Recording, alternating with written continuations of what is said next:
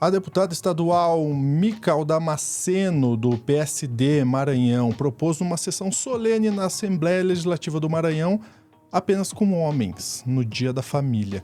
E ainda criticou o feminismo, colocando o movimento como algo que prega ódio aos homens, sendo que ela esqueceu que foi através da luta das mulheres que ela tem hoje não só o direito ao voto, como a se candidatar para o cargo público. E olha só, também tem o direito de trabalhar fora de casa. Tudo isso graças ao feminismo que ela criticou. Bom, vamos entender essa fala da deputada agora no Plantão do Meteoro.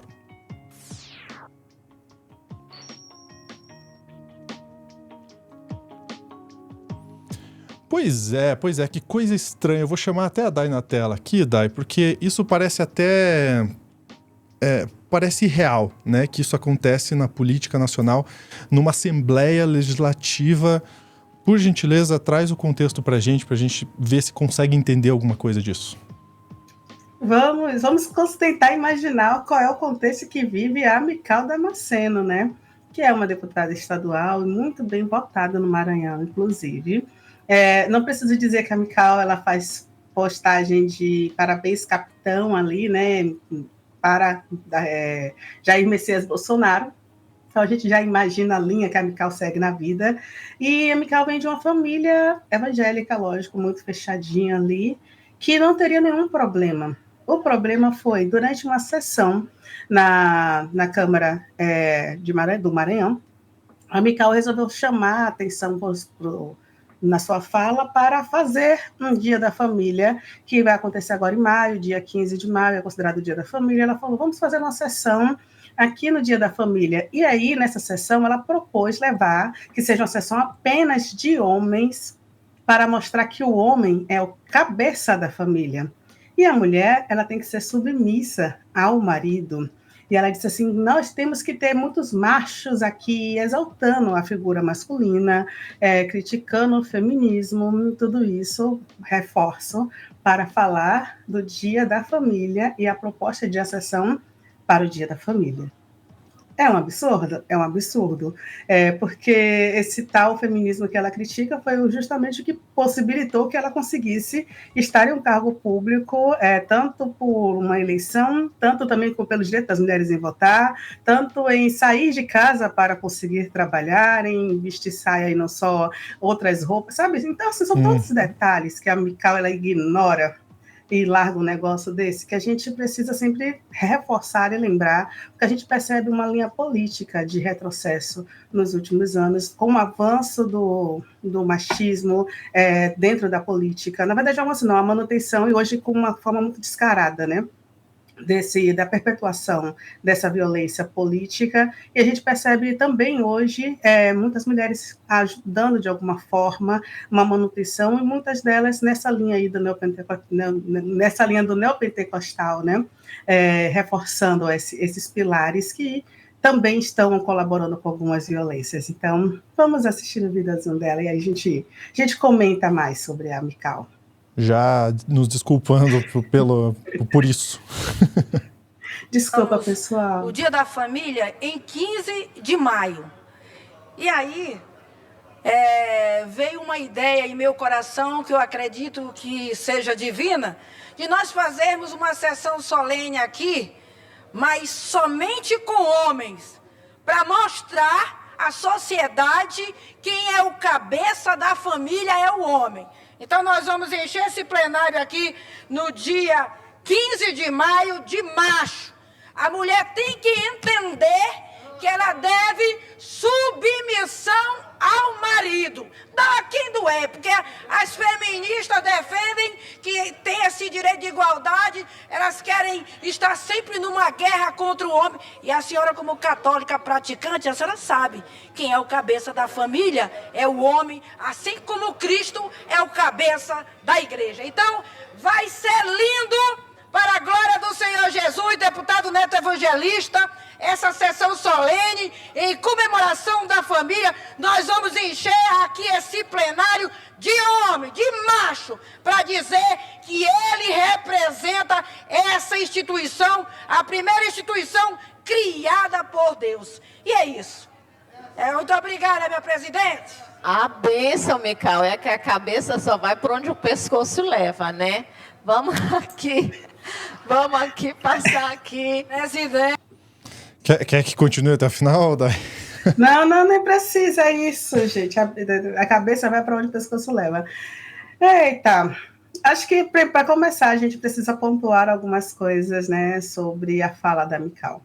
E com muita seriedade, porque eu realmente acredito que o debate está sendo deturpado e posto de uma forma, Lúcio, que eu não imaginei que com acesso à internet, né, e a gente que sempre entrega a idade por aqui, né, que a gente passou ali, né, telefone, smartphone, né, ai que legal, a gente vai ter internet na palma da mão, que bomba, que avanço da tecnologia. E aí a gente chega no momento que a gente tem internet na palma da mão e precisa ficar desmentindo ou dizendo para as pessoas procurem informação, sabe?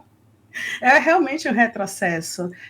Quando a Mical ela fala sobre uma lógica de um feminismo que é contra o homem, para começar, não existe, na construção do feminismo, não é para ser contrário ao homem, sim contrário a uma violência patriarcal, ao machismo. Né? Misandria é o nome do que seria contrária, a aversão ao homem, que é ao contrário da misoginia, que é o que a gente vê diariamente, né, nessas construções, tanto das falas neopentecostais mais conservadoras, quanto de alguns políticos que chamam filhas de fraquejada. Né? Então, essa é a construção de violência contra a mulher. E isso é muito importante a gente já começar a desmistificar. Eu, por exemplo, comumente sou chamada de feminista, e parece que é uma ofensa. Você é feminista, mas eu sou, gente. É uma linha ideológica que eu sigo. Eu sou uma mulher negra, eu sou uma feminista negra interseccional. Porque aí, a gente falando de livros agora, né, eu bebo, né, de Bell Hooks, de Lélia Gonzalez, de Audre Lorde, eu venho desta construção, de uma construção em que a gente precisa lutar para acabar com violências de formas distintas. E não adianta falar só de gênero, sem falar de raça, sem falar de classe, está tudo muito envolvido. Então, eu venho dessa construção.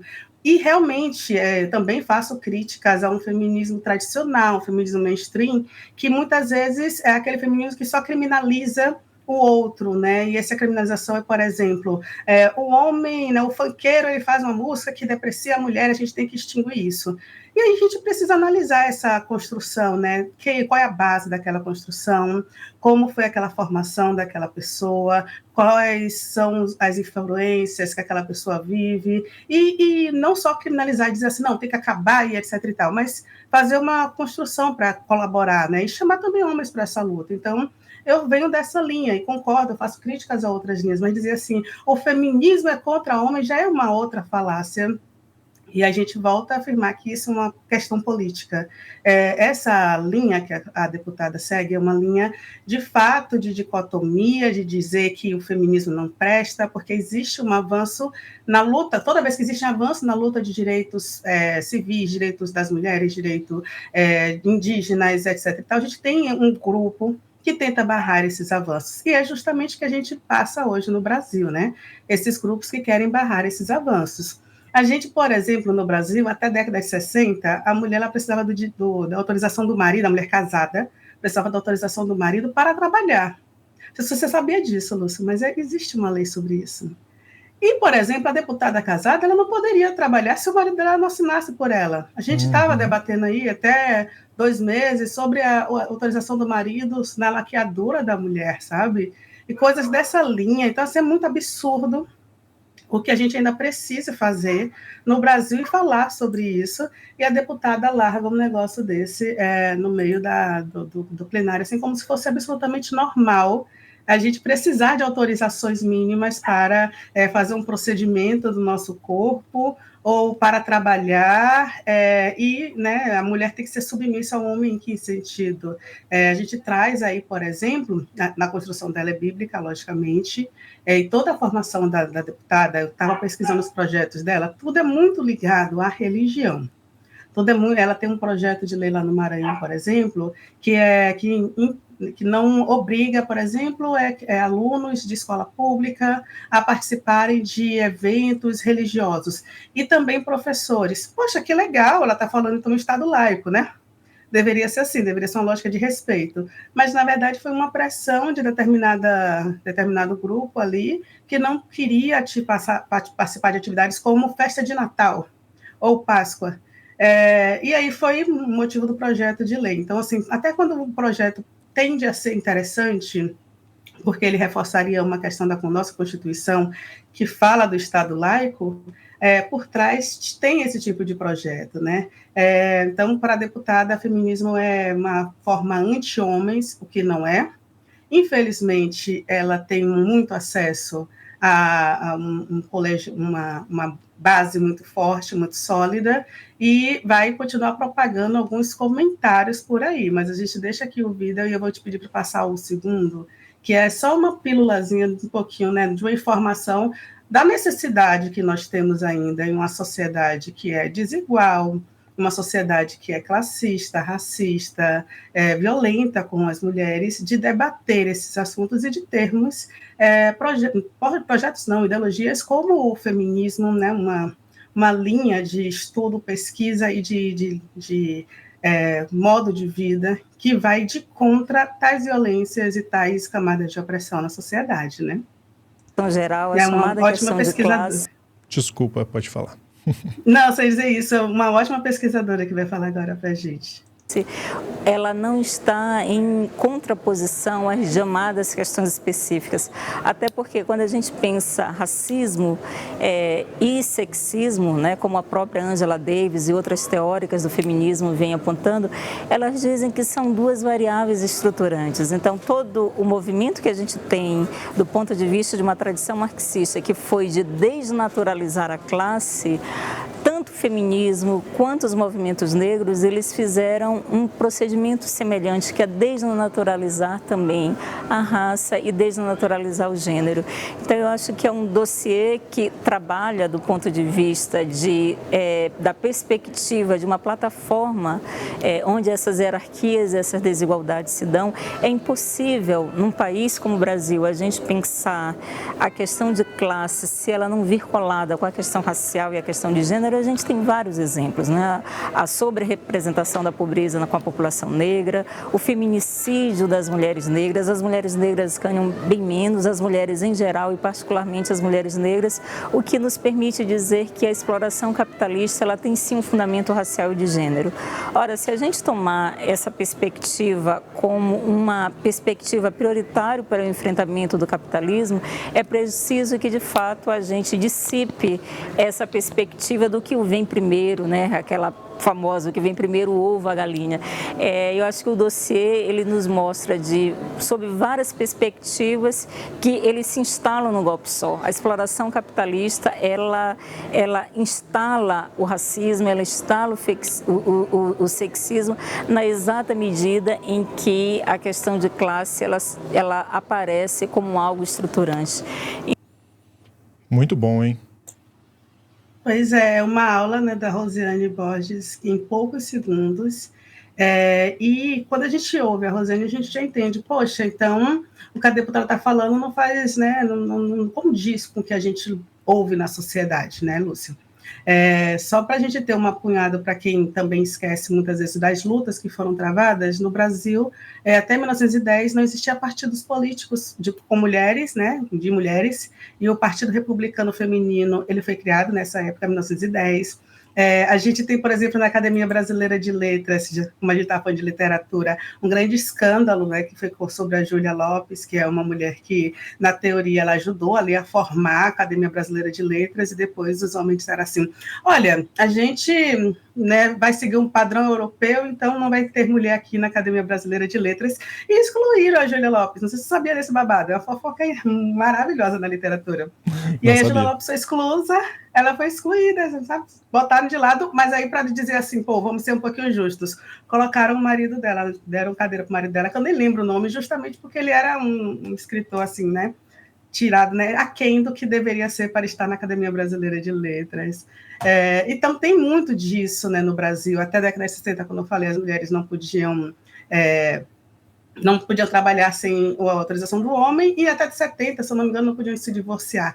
Então, assim, é uma construção muito grande, de muitas lutas, e lutas ainda que se arrastam. A gente tem agora recente, 2006, se eu não me engano, que já foi com o governo de esquerda, com Lula, a Lei Maria da Penha e outras leis que são muito importantes para combate do feminicídio, e outras políticas públicas foram criadas.